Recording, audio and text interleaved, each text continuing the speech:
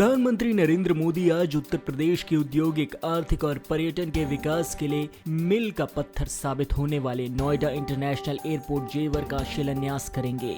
दिल्ली से सटे ग्रेटर नोएडा के जेवर में 29,650 करोड़ रुपए की लागत से 5,845 हेक्टेयर जमीन पर बनने जा रहा ये एयरपोर्ट एशिया का सबसे बड़ा एयरपोर्ट होगा।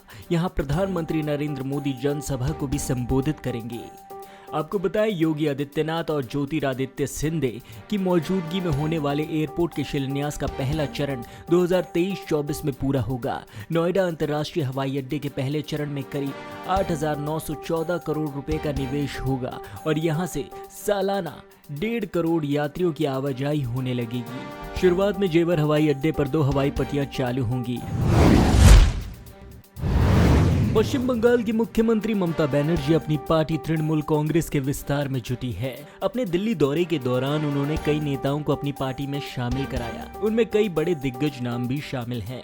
ममता ने कहा कि उनकी ये सियासी यात्रा उन्हें फिलहाल वाराणसी तक ले जाएगी, जो कि प्रधानमंत्री नरेंद्र मोदी का लोकसभा क्षेत्र है। इसके अलावा ममता महाराष्ट्र का भी दौरा करेगी। आपको बताएं, कांग्रेस अध्यक्ष सोनिया गांधी से मुलाकात के बारे में पूछे जाने पर ममता बनर्जी ने कहा कि इसकी कोई योजना नहीं है, क्योंकि वे पंजाब चुनाव में व्यस्त हैं। बाद में उन्होंने कहा कि हमें हर बार सोनिया से क्यों मिलना चाहिए, ये संवैधानिक रूप से अनिवार्य नहीं है। उनकी टिप्पणी उनकी पार्टी के एक बड़े विस्तार की होड़ के बीच आई है। आपको बता दें कि टीएमसी ज्वाइन करने वाले अधिकांश नेता कांग्रेस के ही हैं। दिल्ली की हवा एक दिन बाद फिर से जहरीली होती दिखी है। तेज हवाओं के चलते मंगलवार का वायु गुणवत्ता सूचक 300 के नीचे आया था। ये बुधवार को बढ़कर 360 से ऊपर चला गया। चिंता की बात यह है कि दिल्ली के 5 इलाकों की हवा गंभीर श्रेणी में है। सफर का अनुमान है कि अगले 3 दिनों के बीच प्रदूषण से राहत मिलने की संभावना नहीं है। प्रदूषण के लिहाज से दिल्ली के लोगों के लिए नवंबर का महीना बेहद बुरा बीता है। दिवाली के बाद से ही हवा का मिजाज जो बिगड़ा, तो 22 दिनों बाद मंगलवार को थोड़ी राहत मिली, लेकिन हवा की रफ्तार थमते ही प्रदूषण की स्थिति फिर से खराब होने लगी। आपको बताएं, केंद्रीय प्रदूषण नियंत्रण बोर्ड के मुताबिक बुधवार को दिल्ली का वायु गुणवत्ता सूचक 360 के अंक के ऊपर चला गया। वहीं मंगलवार को वायु गुणवत्ता का सूचक 290 के अंक पर रहा था। केवल 24 घंटे के बीच इसमें इतने अंकों का उछाल देखा गया। दिल्ली के 5 इलाके ऐसे हैं जहां वायु गुणवत्ता का सूचक 400 अंक के भी पार पहुंच गया है।